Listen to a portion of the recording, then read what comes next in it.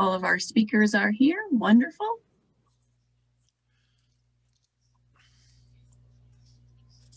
Good morning, everyone. I would like to welcome all our guests and members.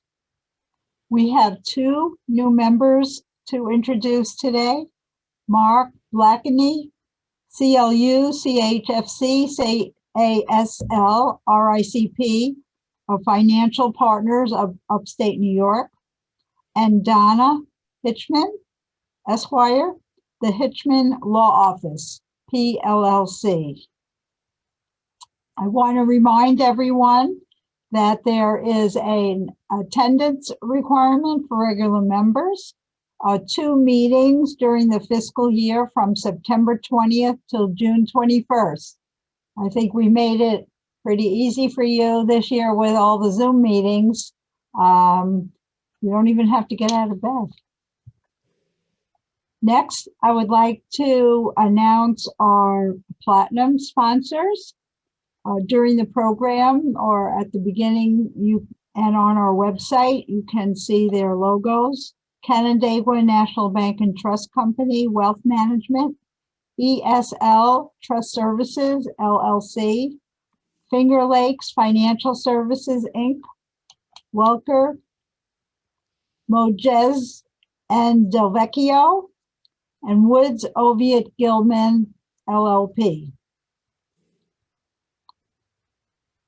We do have some openings for gold or silver sponsors. Please contact the Estate Planning Council office or Communications Chair Vicki Kleehammer at EFPR Group if you're interested.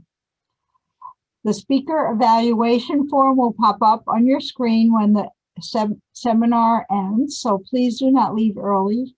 The attorneys who need CLE credit will need to record the codes that will be provided during the course of the program this morning.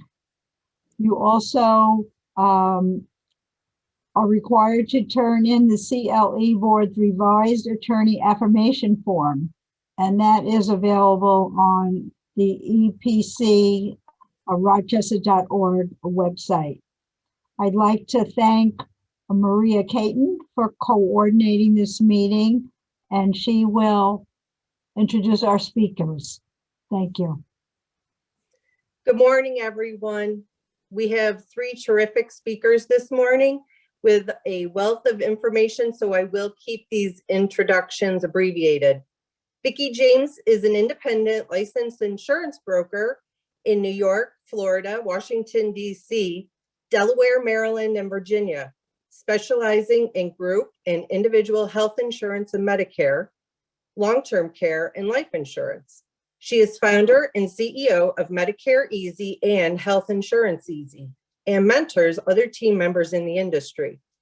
She combines personalized insurance advice aimed at helping clients make informed decisions for their unique needs. Our second speaker is Jason Livingston. He is a member of the law offices of Pullano and Farrow. He concentrates his practice in the areas of estate planning, business succession, long-term care planning, estate administration, trust administration, and guardianship petitions. And finally, we have Michael Scott-Kristansen. He is also with the law offices of Pullano and Farrow. Michael is an associate with the firm's healthcare and litigation departments. He focuses his practice on representing healthcare providers, including skilled nursing facilities, federally qualified health centers, and hospitals in a wide range of litigation and compliance matters. I would ask that you please visit the estate planning website for their full bios. Lastly, I would like to thank the speakers for their participation today. And speakers, you may begin.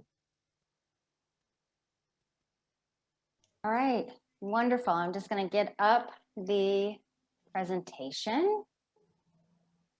There we go. So thank you everyone for joining us this morning. We really do appreciate you coming here. We are going to ask you to put your questions in the chat box, and then as we keep going through the presentations. That way you can get your question out in a timely manner. We will answer all questions at the end of the meeting, but that way we can keep track of everybody's questions when it's top of mind for them. So what are we going to talk about today? We're going to talk about community, Medicaid, the eligibility requirements, and the pitfalls of that. And then we're going to go into pre-Medicare, or what I like to describe as under 65 health insurance. We're going to talk about Medicare. We'll talk about dual Medicare and Medicaid plans. IRMMA, that's high income earners and the extra cost that they have to pay, and then long-term care insurance and how it reflects back to Medicare insurance. Then we're going to go through and talk about home care, assisted living, and full nursing home, and how the costs are related for each of those particular situations. All right, so that's you, Michael. Morning.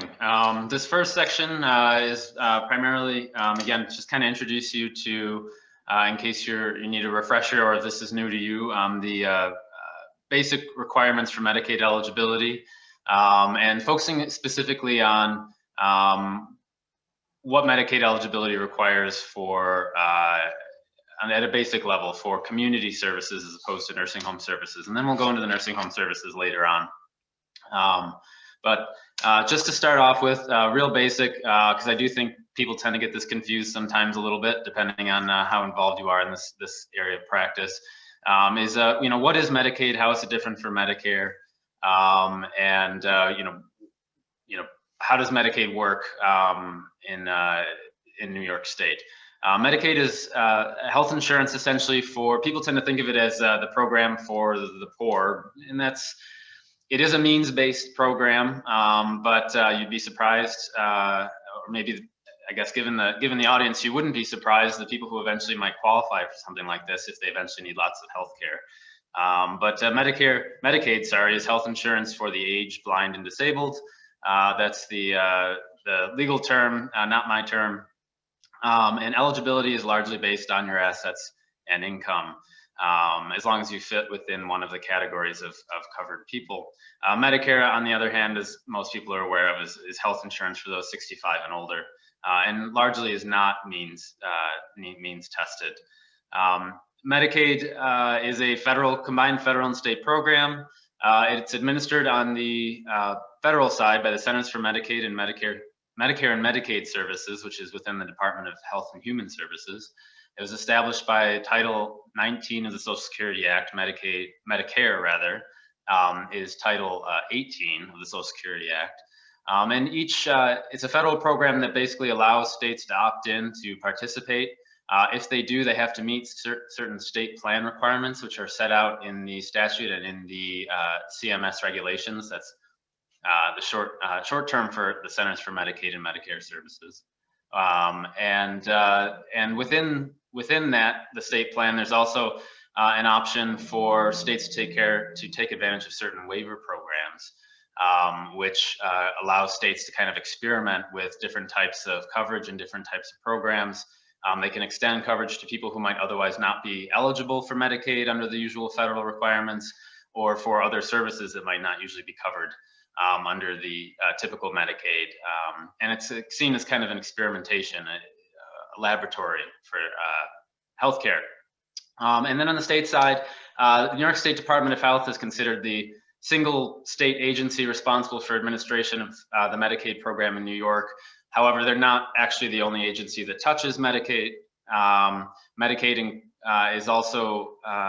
funds are also handled by the Office of Mental Health and other agencies in New York, but primarily the Department of Health is the primary agency in charge.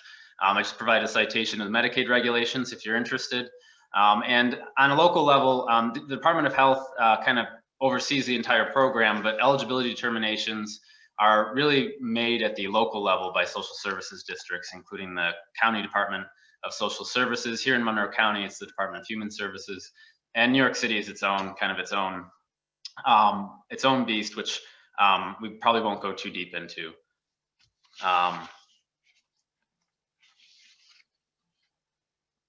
Next slide. There we go. Thank you.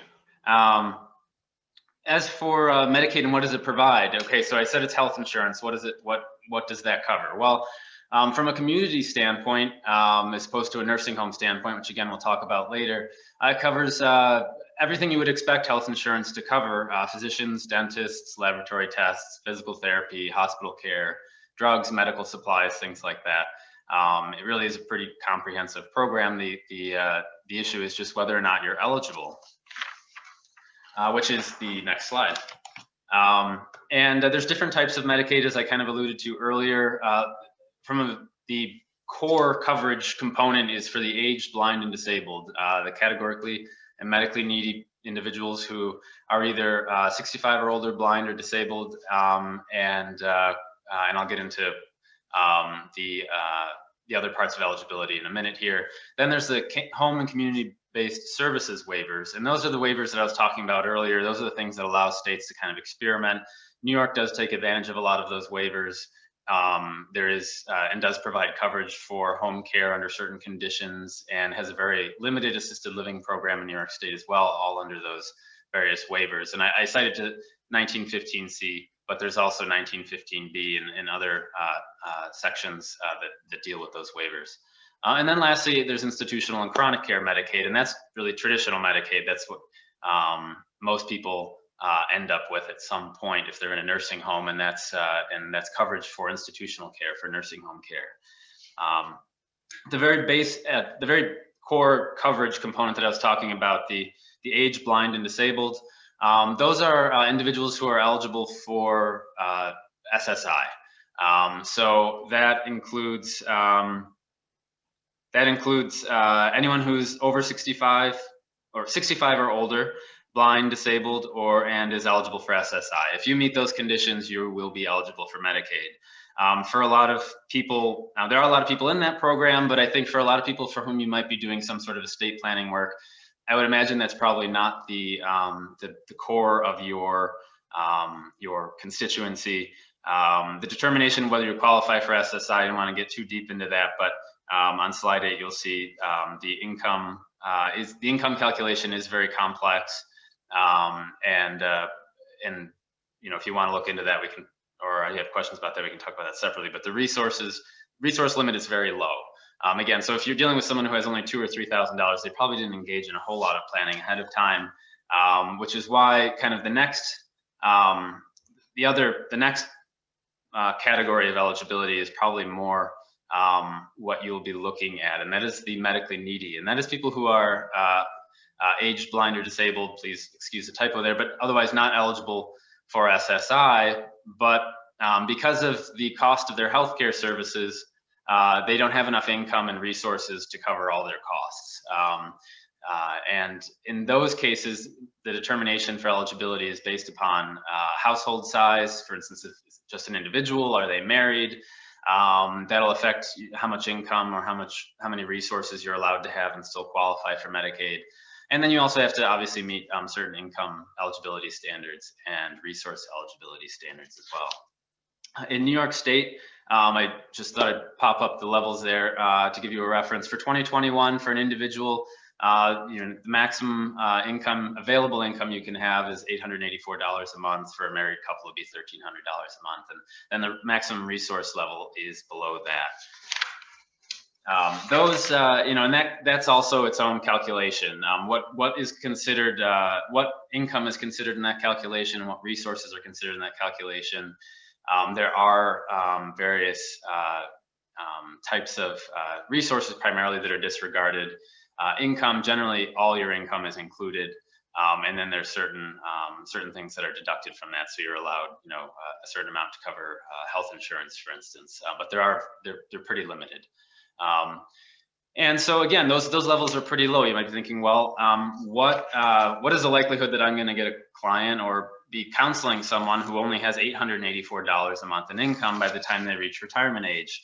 And you're probably right, that probably doesn't happen too often for you unless you're involved in a more of a public interest type setting.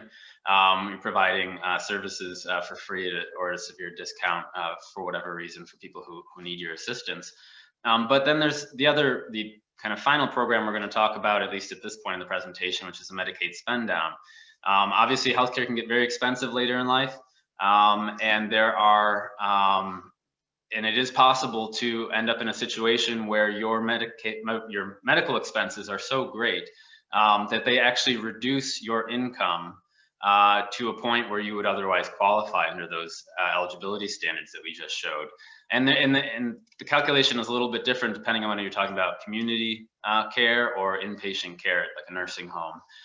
For outpatient care and services, they put down there is 1 month eligibility. Basically what that means is the counties are going to determine whether you're eligible for Medicaid based on a spend down calculation on a monthly basis. So they're going to look at all your income for the month and all your qualified medical expenses for the month and determine whether or not you fall, whether after subtracting those healthcare expenses, those medical expenses, you meet the income eligibility requirements. And if so, then Medicaid basically picks up the rest of the cost. The same thing for inpatient care and services, except they do it on a much broader timeline. They look at it from a 6 month perspective. They look at all your income for 6 months, all your expenses for 6 months, and compare it that way. Spend down expenses, medical expenses that can be used to spend down are pretty much anything you can think of: doctor's visits, transportation, prescription drugs, all the things we have listed there.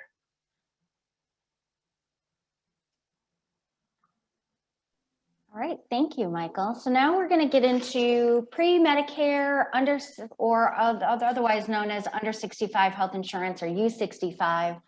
Talk about Medicare basics, then discuss the dual plans, which is Medicare and Medicaid together, discuss IRMMA and the higher costs associated with that, and then long-term care insurance associated with health insurance.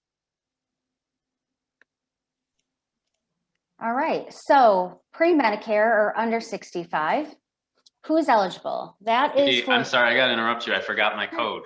Oh, yeah. I'm glad you interrupted. Yeah, sorry. First code for this program is 8631. And that's if you need continuing education credits of some kind. Again, the code is 8631. Thank you. Great, thanks, Michael. All right, so who's eligible for under 65 health insurance? And just as it sounds, anybody who is under 65. It is often income-based, so we'll get into that a little bit more. And it's because you have no employer-based coverage. That's another requirement for that particular health insurance. And so when we talk about under 65 health insurance, we actually have 4 different options to pick from, okay? And again, it all has to do with your income. And I do have a little cheat sheet that I'd be willing to share with you. If somebody wants to just email me, I can send that to you. But we've got Medicaid, which Michael talked about, no cost for premiums, no cost for services. Then we have what's called the Essential Plan. That is for low-income people who just don't make the cut for Medicaid. And it's $20 a month for a premium and very low copays. Then we get into the exchange or the marketplace. People call it, both of those. That is where you can get a subsidy depending on your income. So it's a sliding scale. If you have lesser income, you get more of a subsidy. If you have more income, you get less of a subsidy. And then we get to what I consider traditional health insurance. So basically you're paying the full premium rack rate that's out there because you don't qualify for anything additional for help from the state or federal government. When we talk about either the marketplace exchange or the traditional health insurance, we do have 4 different metal levels to pick from. And we've got the platinum, the gold, the silver, and the bronze. So platinum is going to be your best insurance. Also, it's the most expensive.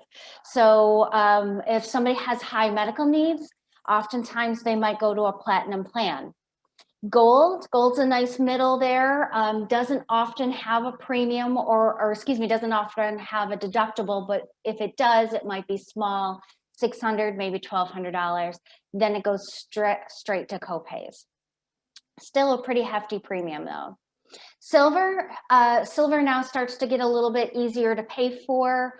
There's a lot of hybrid plans that are out there for the silvers that I like.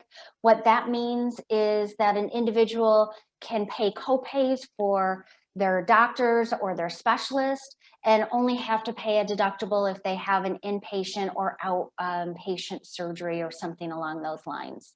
And then we get down to bronze. Bronze is typically those health insurance plans that you see that have the really high deductibles. They're designed for people who don't utilize their health insurance plan all that much. And for that reason, then the premiums are a lot lower. So now we're going to get into Medicare. And so Medicare has a lot of alphabet soup going on, okay? And so here's the ABCs of Medicare, and this is something I go over with all my clients every single time that we sit down together. And this little separation right here, I like to think of this as a picket fence, okay? And it's a great visual because you have to pick a side. You are either over here with original Medicare, a prescription drug plan, and maybe a supplement plan, or you are over here with the Advantage plans. Now, a good majority of our community is on the Advantage plans because we're very lucky. We have phenomenal Advantage plans in our area. Now, you heard that I'm licensed in a couple different states. Other states, Advantage plans are awful, and we only talk about supplement plans. But what and how Medicare works is that we have original Medicare first. We have Part A and Part B. Part A is your hospital insurance and typically does not have a premium as long as an individual or their spouse worked 40 quarters, which equals 10 years. Okay, and if they were to go into the hospital, they have a deductible for the first 60 days of $1,484.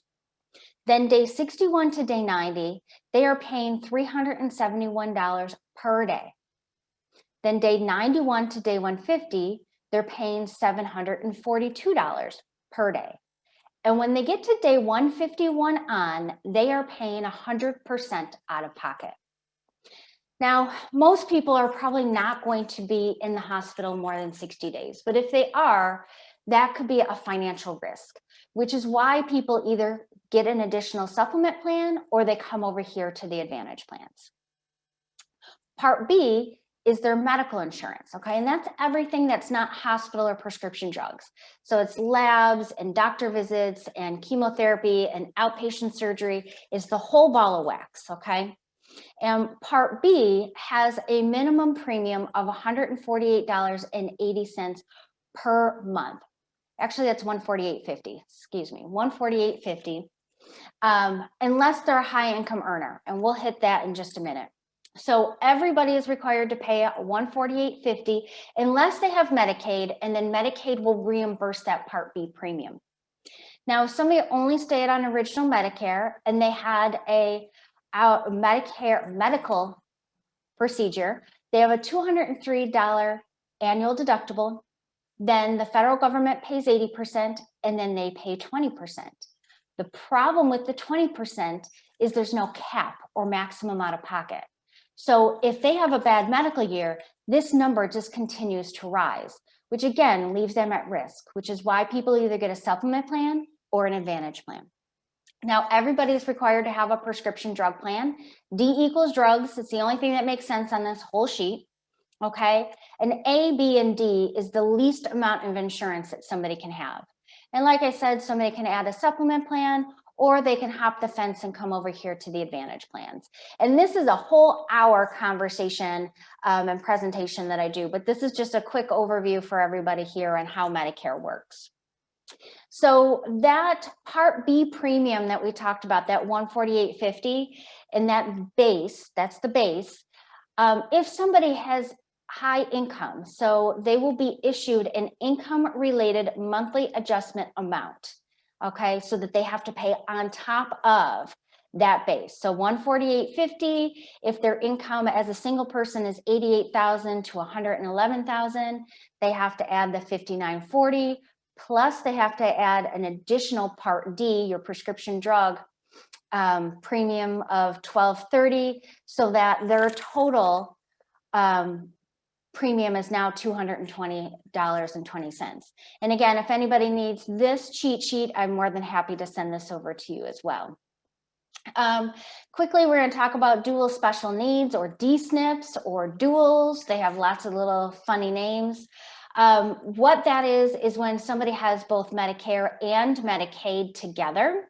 And what that does is a particular insurance company will coordinate all the benefits of both Medicare and Medicaid together under one roof. Still no premiums, still no co-pays, but they get a lot of extra benefits on top of that. Things like paying for their eyeglasses, dental, over-the-counter items like vitamins and incontinence products and that type of thing. And we talked about all of that. The one thing I do want to talk about is what Medicare does not cover, because a lot of people think that Medicare covers everything, and unfortunately it doesn't. It doesn't cover care outside the US. No other country recognizes our health insurance. It doesn't cover dental care. Again, this is original Medicare. The Advantage plans do cover some of this stuff, but original Medicare does not. Original Medicare doesn't cover glasses and contacts, or hearing aids, cosmetic surgery, some acupuncture or other alternative care, prescription drug coverage. Remember, you got to pay for your Part D for that. Your Part A deductible and your Part B deductible are coinsurance. But most importantly, Medicare does not cover long-term care. So if somebody is no longer able to care for themselves, they are not going to be covered under Medicare. They need special insurance like long-term care insurance, or they need to have some kind of financial plan for that. The only kind of long-term care that Medicare does cover is skilled nursing. So if somebody has a long stay at the hospital, or they are recovering from hip surgery and they go to skilled nursing, that is covered under Medicare, but they have to continually be making progress. If they stop making progress, Medicare stops. That's now a different insurance, and that's long-term care insurance. So now we're going to move into home care and the costs of home care, independent living, and how much health care is going to cost there. So you under 65, original Medicare and supplement plans do not cover home care. Okay, that is something that either you have to have your own coverage for, or you need to pay out of pocket. Some of the Medicare Advantage plans are providing some home care. It does have to be prescribed by a medical professional. And right now it's only 6 times a year. So that's not really that helpful for individuals. You know, it's great for a one-off, but not really anything that you can count on. Now, the dual plans, the people who are on Medicare and Medicaid, those plans may provide coverage, and you could get that coverage either through an MLTC, which is a managed long-term care plan, or through a PACE plan. The difference between the two is the MLTC, you actually have the opportunity to go to whatever provider you'd like, whereas a PACE plan, you are required to stay within the network limits of that PACE program.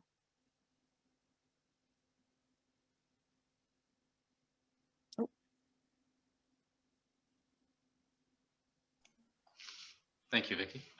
So then we just want to turn to next is home care specifically. We kind of covered, you know, what are some of the basic eligibility rules for Medicaid, although admittedly that was a high level review and there's a lot of nuance there.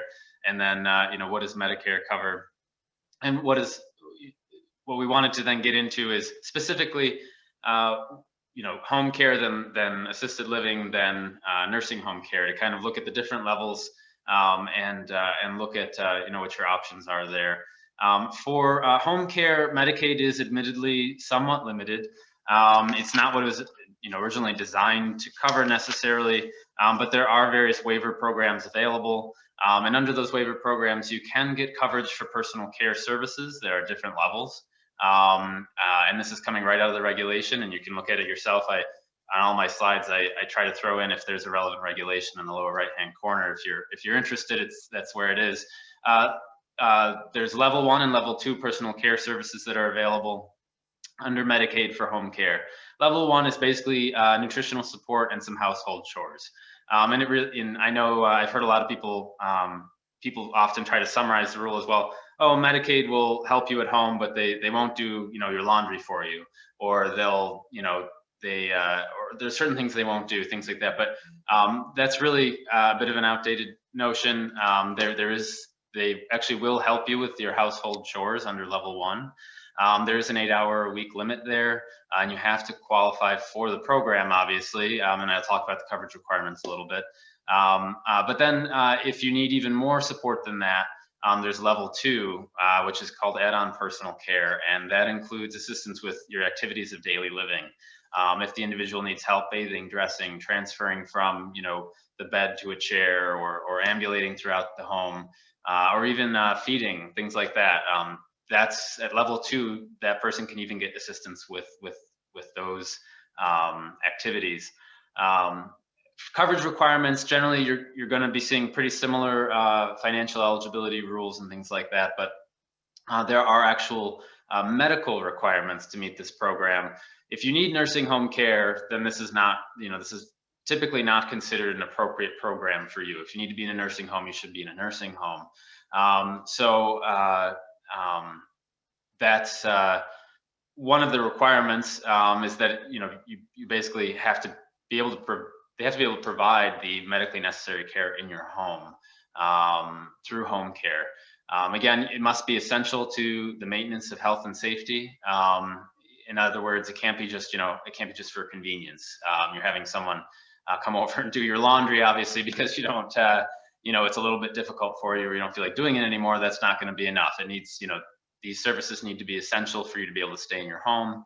It has to be ordered by a physician. There's a particular rules about an assessment that has to be done, and it is pretty detailed, regarding the patient's needs and the appropriateness and the cost effectiveness of the care. It has to be provided by a qualified person. There has to be a plan of care, and the overall, services have to be supervised by a registered nurse, although they don't obviously have to be provided by a registered nurse and typically aren't.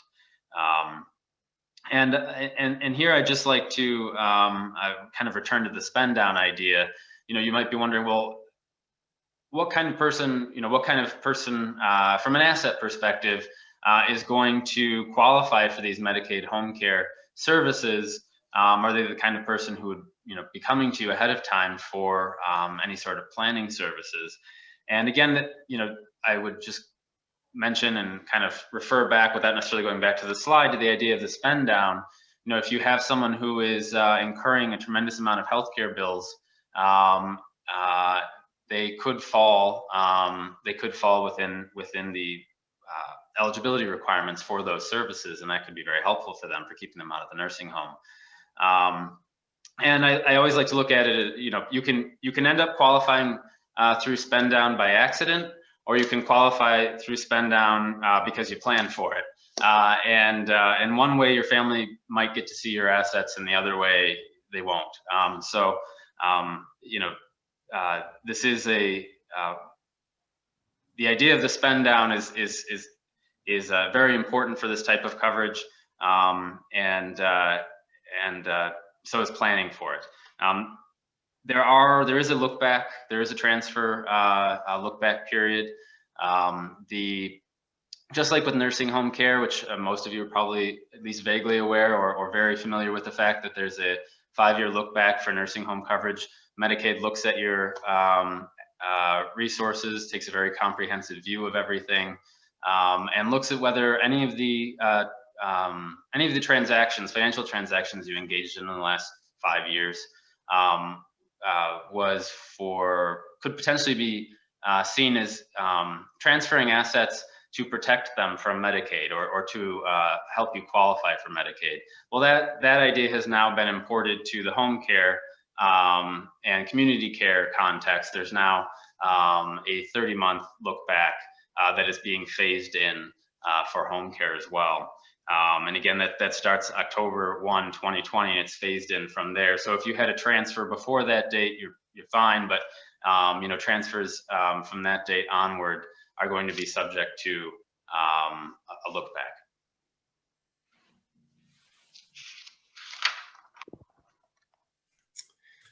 Okay, thank you.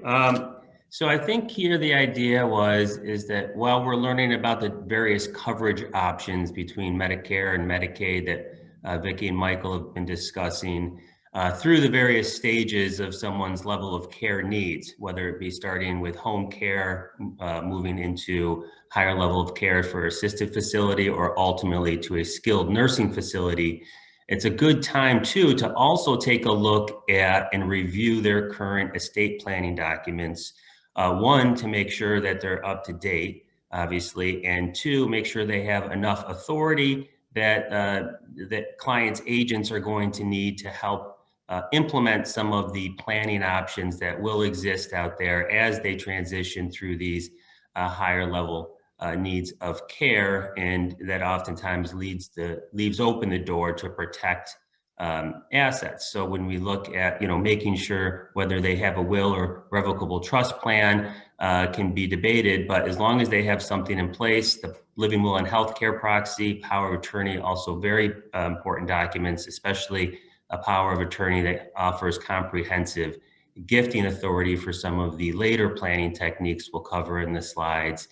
And then if they, that leaves essentially a couple options to deal with long-term care outside of insurance or privately paying. And that kind of gets into two umbrellas in my mind, which is the pre-planning, and where you're trying to protect or transfer assets in advance of 5 years in advance, at least, of going into a long-term care facility, or crisis planning, which is what, options you may have if you've already transitioned into a skilled nursing facility or about to go there shortly. So if we can go to the next slide. I don't think I have control. Well, one back if we can, Vicki. So this is just, a brief overview. Again, a lot of you may be very familiar with the concepts of wills versus revocable trusts. It's just two different methods for providing for your assets to pass down to your intended beneficiaries, while also appointing fiduciaries that can act on your behalf after you've passed away, or in the case of a revocable trust, even while you're still alive but unable to act for yourself anymore. The most important thing is review this with your clients. If they're getting to a point where they need in-home care, make sure this is reviewed by a professional, so that if there's changes that need to be made, they still would hopefully have the competency level to do so, because as they move on and as their health deteriorates, they may lose that capacity, which then leaves you with the documents you have and can close some of the doors that you might otherwise be able to use if you had more updated documents in place. Which then brings us to the next slide. In particular, ever increasingly important with some of the long-term care planning crisis options is a up-to-date power of attorney that has broad gifting authority. And there's going to be a shift here in a few months. There was a new law that was signed into place back in December of last year, and it's going to take effect June 13th of this year, modifying the power of attorney in large part to essentially get rid of what we've all become very familiar with, the statutory gift rider. Although it's not going to get rid of it completely, like the power of attorney prior to 2009 that never even dreamed of a concept of a gift rider. What this is going to do is move the gift rider essentially into the modification sections of the power of attorney, so that it's not a separate document any longer, even though we used to always attach our two together, so it was one document. But it's not going to be a separate independent document. It is going to be incorporated into the modification section. If your clients still want the ability to make large gifts, they have to affirmatively state that. If they do not, then they would be limited to $5,000 of gifts in a given year, which is up from the current $500. But still, if we're looking at crisis planning options for skilled nursing and we need to move large sums of money at once to protect it, even $5,000 is not going to get us very far. There's still going to be the notary requirements. We believe there'll also be witnessing requirements once some chapter amendments are put in place from the governor's office. And we still, obviously, any prior powers of attorney are still, we anticipate, will be grandfathered in. But just going forward after June 13th, there will be some changes. Healthcare proxy on the next slide is also a very important document to have. no impending changes on this one, just a reminder to have one. You know, if we have clients that lose or start to lose capacity and can no longer make decisions for themselves, and if we're in a position where they don't have power of attorney, they don't have a living will and healthcare proxy, or they have ones that are insufficient, right? They named spouses named each other, no alternates, first spouse passes away, and now the surviving spouse no longer has capacity to make his or her own decisions. If we don't have those documents, it leaves very little options for the surviving family members to help care for their parent or potentially spouse if no documents exist. You're really then looking towards an avenue of going to court and applying for an Article 81 guardianship proceeding. Never a fun process. It's not inexpensive, and it's time consuming too. So if you need to act fast, it can certainly be a delay point. But if you do have a comprehensive power of attorney and healthcare proxy in place for a client, then that should be sufficient not to have to ever delve down the path of a court-appointed guardianship proceeding. So when we're looking forward to long-term care costs, right, as somebody is in this scenario and starting to receive aid at home and starting to fail a little bit in their health, there's really, what I say is 3 ways to pay for long-term care. One is just privately pay out of your own pocket, obviously a very expensive endeavor and can go through somebody's assets very quickly depending on the level of care. Long-term care insurance, as Vicki mentioned earlier in the presentation, can be a great option. Always a proponent for those clients that do have long-term care insurance or who can either get rated for it or afford it. It can really open up a lot of doors for additional planning depending on the coverage itself. You may need no planning at all. It might be that comprehensive. Or even if it buys you a few years, 2-3 years of coverage, that can actually make the 5-year window that much shorter and allow for additional planning to apply for potential Medicaid if needed. So let's go forward again to look at some of the pre-planning options, right? So when you're looking at this 5-year look-back period, you really have a couple of different choices. But the overall concept is to remove assets out of your name and into somebody else's name or into a name of an entity. That transfer, that gift, starts a 5-year clock running, and assuming the clients feel that they are healthy enough to overcome that 5-year look-back period, it can be a very effective way to divest themselves of some assets that they don't otherwise feel that they will need, and then it can protect it for their ultimate beneficiaries, whether that be children or nieces or nephews or somebody else that's close in their life.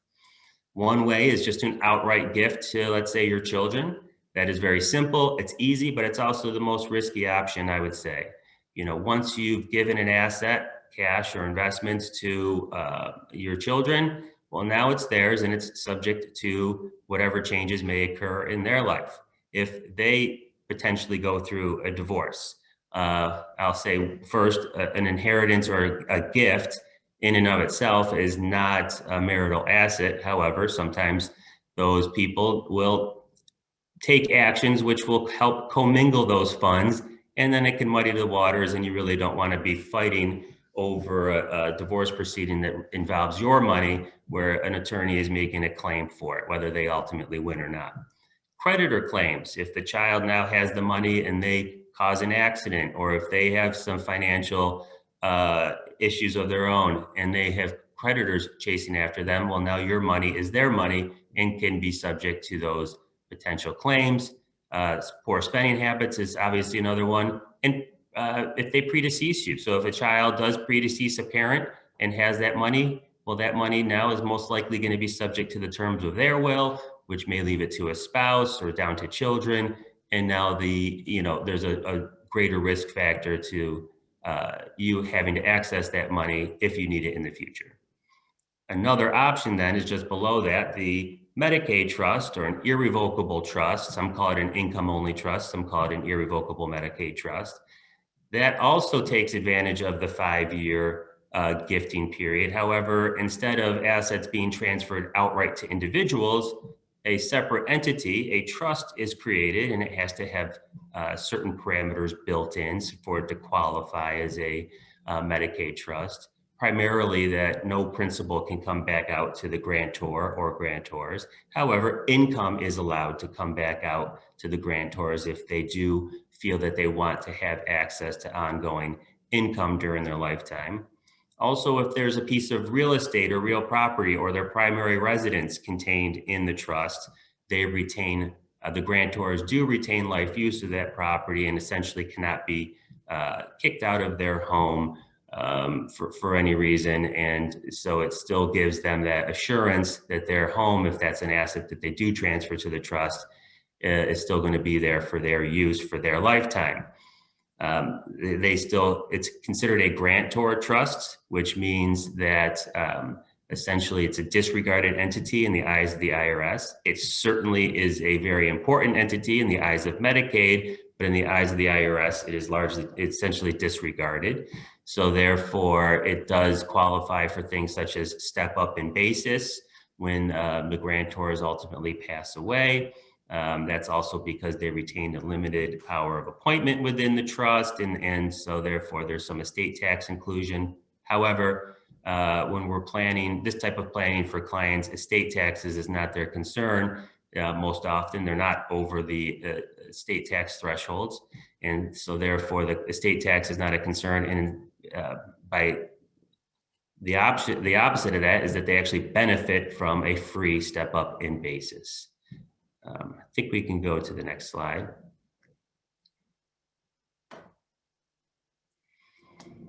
Two other types of, or one other type of transfer option at this case with this 5-year look back is a gift with a retained life estate. So if we focus just on the house, I talked about putting a primary residence in a trust. Another option that a lot of practitioners I've seen do over the years is instead of creating a trust and deeding the house into it, they deed a remainder interest in the house down to the children while the parents retain a life estate. That also can certainly work. There's some positive to that. I also think there are some trade-offs to that. One positive is simple. It's can be a little easier, cleaner. You're not dealing with a separate trust entity. You're just filing one deed. However, there also can be some drawbacks to that. Once you've bifurcated the ownership of the house, well, now a portion of that home does belong to the child or children. And so if you want to sell the home or move, it takes a lot more people potentially to all agree to do that.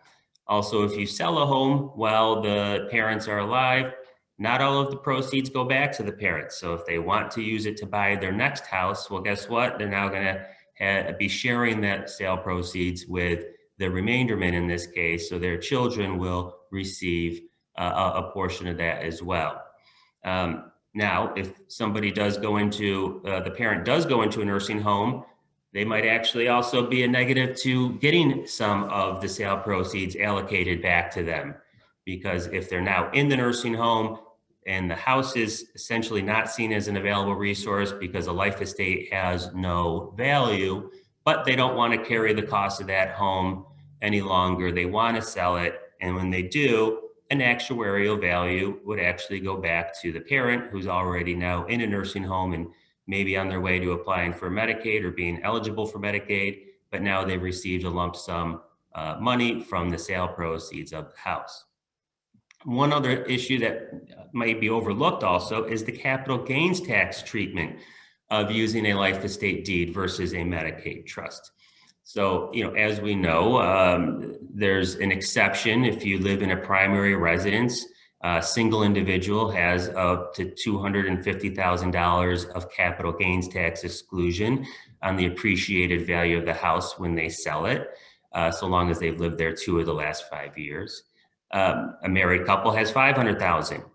However, if you have a life estate deed where you've bifurcated ownership so that the parent has a certain actuarial value of the property based on life expectancy and age, and the children have the other portion, if the children don't live in the home and the house is sold and there's a significant capital gains tax appreciation because they've owned the house for 40 years or whatever it may be, the portion that's allocated to the children, since they don't live there, does not qualify for the capital gains tax exclusion. So they could be falling right into a large capital gains tax bill.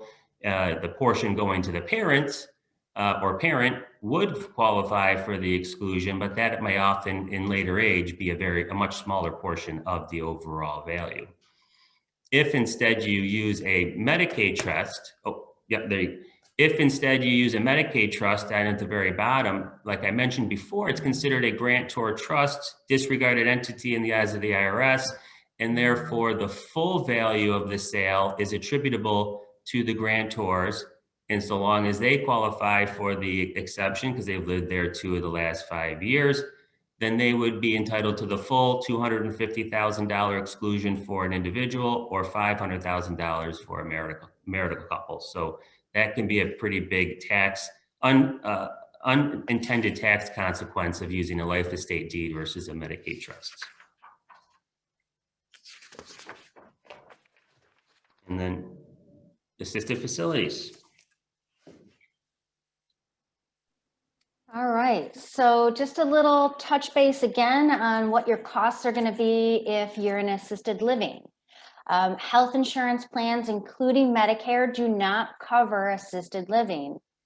The Medicare and Medicaid, those dual or D-SNP plans, they may provide personal care assistance within the assisted living facility, but they're not going to pay for the facility itself on a dual plan.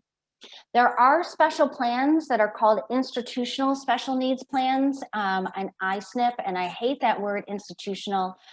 Basically, if somebody is living in an assisted living or a nursing home, there may be a special plan that they can get that would cover all of their health insurance while they're at the plan and some of the extra assistance that they need. Of course, we talked about Medicaid. Medicaid does offer some coverage there. And then here again is where long-term care plans may cover some or all of the costs of, upon meeting some of those requirements that Michael talked about earlier. So, long-term care is the conversation that I always have with my clients to make sure that they understand that the Medicare is not going to cover it. And if they're concerned about this, that we need to talk about some additional coverage.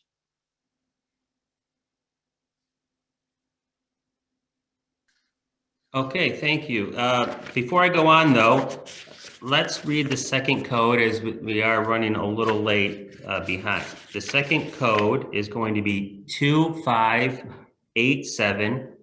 Again, that's 2587. So now that we talked a little bit about what you can do 5 years in advance, what options can you still have when you're in that in-between stage? You maybe 5 years doesn't seem realistic anymore, but you're not also, your parent or spouse is also not in a nursing home yet. We talked about updating your power of attorney, updating your healthcare proxy and your will, but there's this opportunity within the will that can be taken advantage of in the right circumstances. And it's called a Testamentary Supplemental Needs Trust, or SNT for short. So essentially, it's a difference between what we might see traditional sweetheart wills, where husband and wife leave everything to each other upon passing, but they also don't want to disinherit each other. So one option is to create a trust for the surviving spouse as opposed to an outright distribution. And that is could be best used with this supplemental needs trust or SNT concept. But essentially what happens here is if first spouse passes away, instead of leaving everything outright to the surviving spouse, they leave their assets to an SNT trust for their benefit. And under New York law, assets that pass to a SNT trust drafted properly would not be seen as a resource when determining eligibility for government assistance programs, such as Medicaid in this case. So that's a document, or that's a trust structure that can be placed within the will and to be used, you're not setting it up now, it's not getting funded now while someone's alive, it's waiting in the wings essentially until after the first spouse potentially, would pass away. And then it can protect the money usually right away without the 5-year look back period. There are some caveats with right of election, but you're still protecting a potentially large part of their assets all at once after somebody passes. Next slide. And so when you're setting that up, you just have to pay attention to how the assets are owned, right? So if everything is jointly owned and everything is designed to avoid probate, and you have this supplemental needs trust in the will, it may never get funded properly because assets pass to the surviving spouse by joint ownership or by beneficiary designation. So it's a great opportunity to work with the financial advisors and bankers that are, taking a look at the beneficiary designations and make sure that if you use this type of planning tool, that the assets are designated or owned in a manner which will, utilize it to its, maximum potential, so to speak.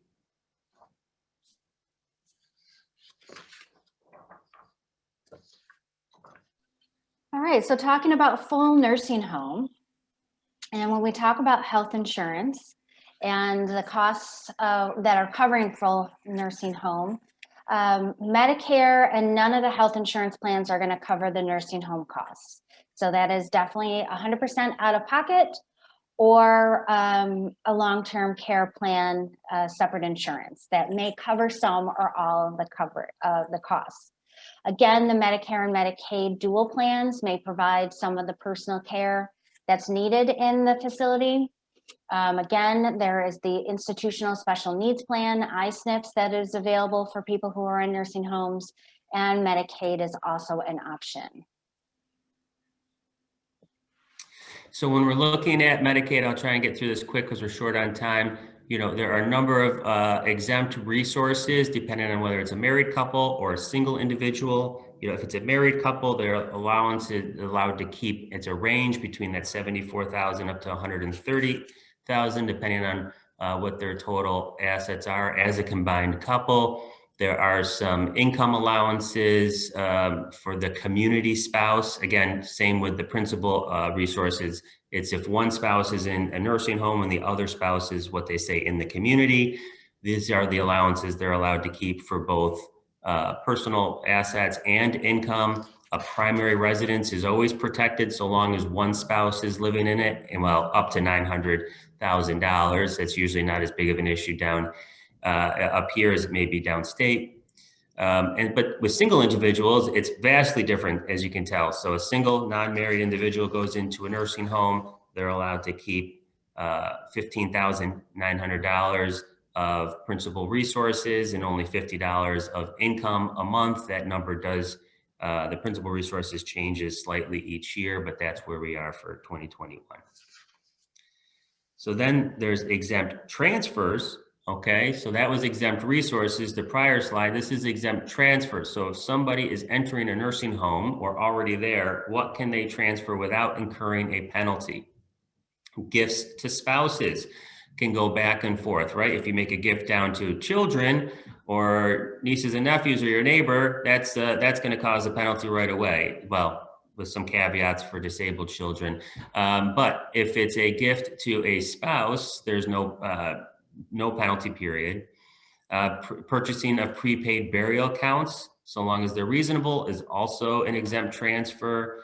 And I do mention here, transfers to a disabled or blind child are completely exempt as well. So if you want to pay attention to that, every now and then you'll meet with clients and they will just offhandedly mention that their child may be blind or disabled, and that does open up a whole different door for them to try to protect assets should they go into a nursing home and want to apply for Medicaid. For the homestead itself, there's a dependent child caregiver. There are some very specific rules to that. The child has to be in the home providing care for mom or dad for at least a 2-year period prior to them entering a nursing home. That can be severed.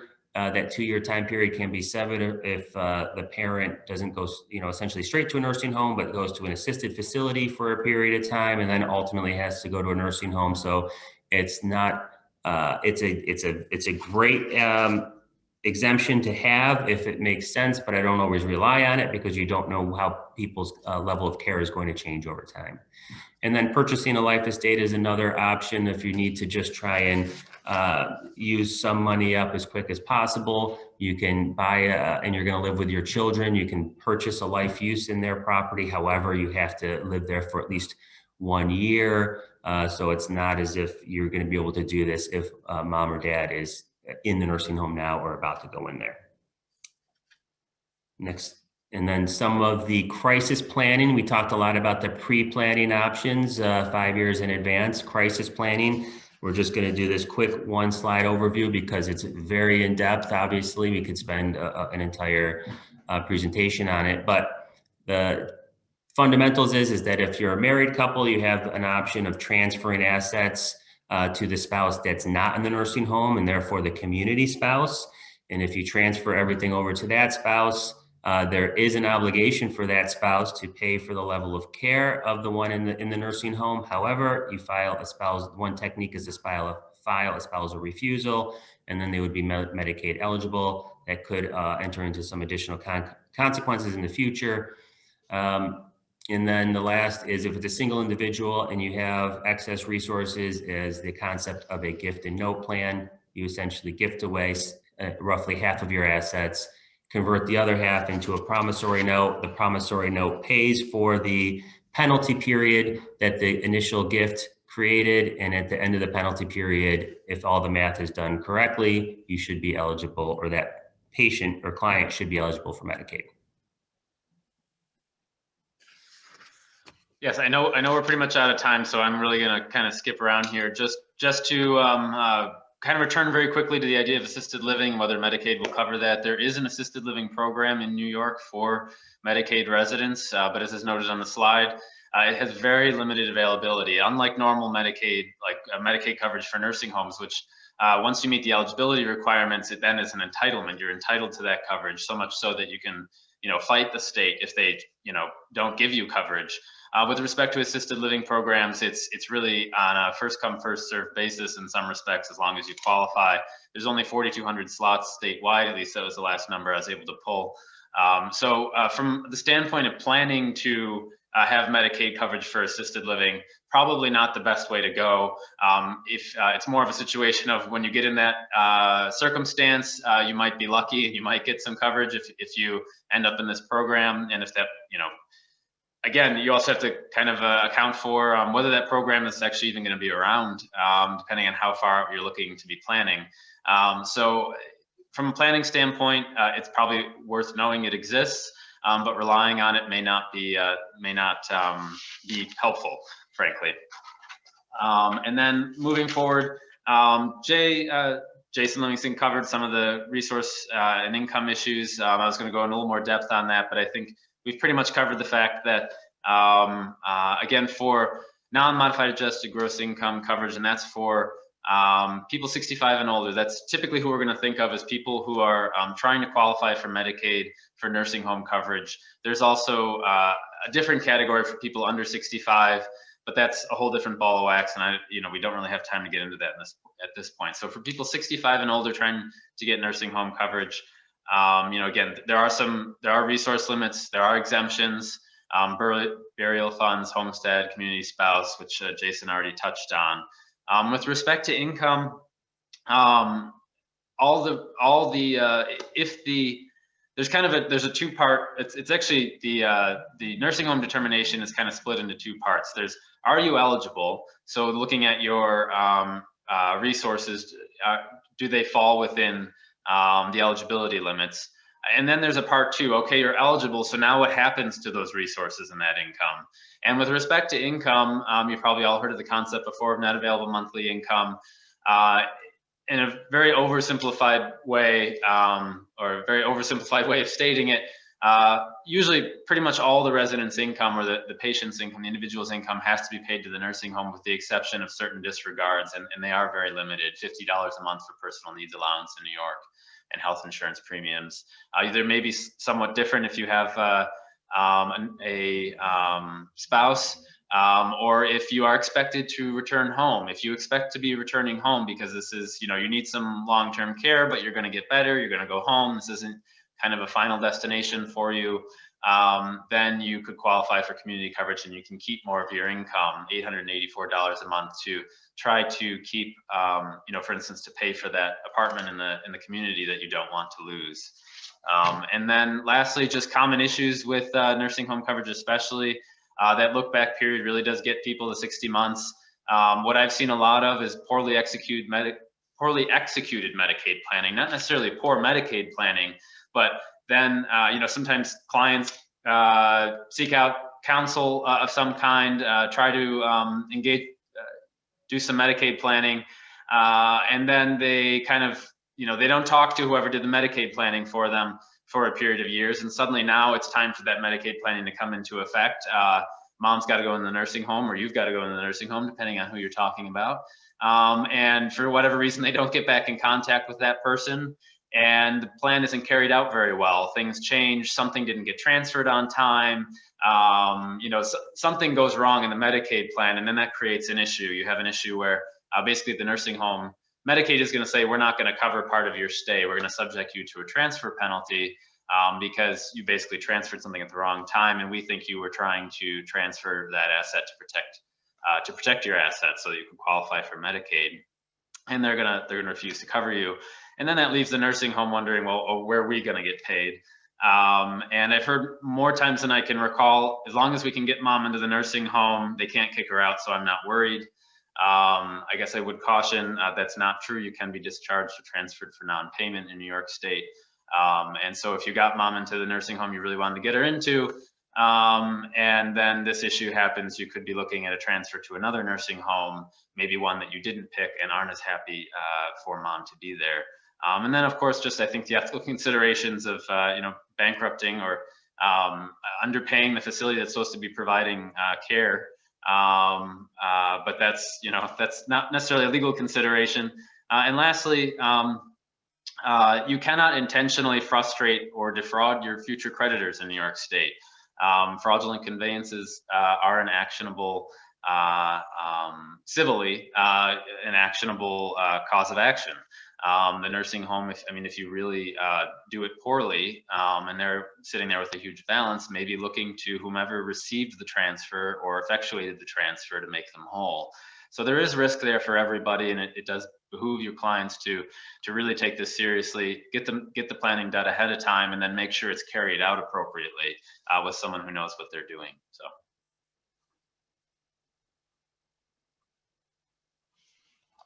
Thank you, Michael and Jason. I know that we've gone over, we have said that we would all stay and answer questions afterwards. Lorraine, is there anything that you wanted to say at the end here? Yes, before others that need to leave the session, I wanted to thank you, Jason and Michael, for a very comprehensive program on this very complex subject. And also, because we are virtual and are not able to present you a token in person, we will be sending gift cards for your participation as a token of our appreciation. And I would also like to remind the members to stay on for the survey, and also that our next program in May, we will still be under Zoom conditions. So thank you all very much. Thank you, Lorraine. Karen, did you want to put up that survey while we answer questions? One of the questions that I had received was from Larry, and his question was, with people working beyond age 65 and maintaining insurance through employers, is there any special guidance for older workers related to Medicare? The special guidance is that they should be talking to a broker, because everyone's situation is a little bit different. First and foremost, if the employer plan is considered creditable coverage, that is a key word, creditable coverage in the eyes of Medicare, meaning the coverage is as good or better than Medicare, then the individual who's 65 or older may stay on their employer plan and not be subject to any kind of penalty. Now, just because they can doesn't mean maybe they should. Medicare is often a lot less costly than many employer-based plans are, but maybe they're covering their spouse who's younger, so maybe they need to stay on their employer plan. So those are things that I talk through with a lot of the people who give us a call. We talk about, okay, what is your current cost? What would the cost of Medicare be? What would be the ramifications? And then we make an educated decision at that point. So hopefully that answers your question, Larry. Feel free to reach out if you've got more questions. Jason, Michael, do you guys see any questions that you want to address? Looks like I don't see any that were kind of directed towards my portion, so. I will copy the chat and send to all speakers just for your review, just in case you want to touch base with anyone. Someone has a question about where to put the codes for the attorneys. Yes, the codes will go on the survey, which is the EPC speaker evaluation form. And I have put a link to the survey in the chat box, and it will pop up as we end this session. All right. Robert, I see that you have a question about the New York State Partnership for Long-Term Care Insurance, and I don't deal with the New York State Partnership. I have a hybrid plan that I use for my clients, so I won't be able to answer that question. And I saw a question regarding IRA as whether or not it would be subject to an estate recovery claim if somebody was on it and receiving Medicaid. And typically the answer to that is no. Only estate assets, probate assets are available for an estate recovery claim. So assuming the IRA is payable to beneficiary, individual beneficiary designations, as opposed to it potentially going to the state, then that should not be a concern. Great. Is there any other questions? I also put my email in the chat box. So if anybody wants those 2 cheat sheets for the IRMMA, the high income earners, or for the under 65, send me an email. I'd be happy to share that with you.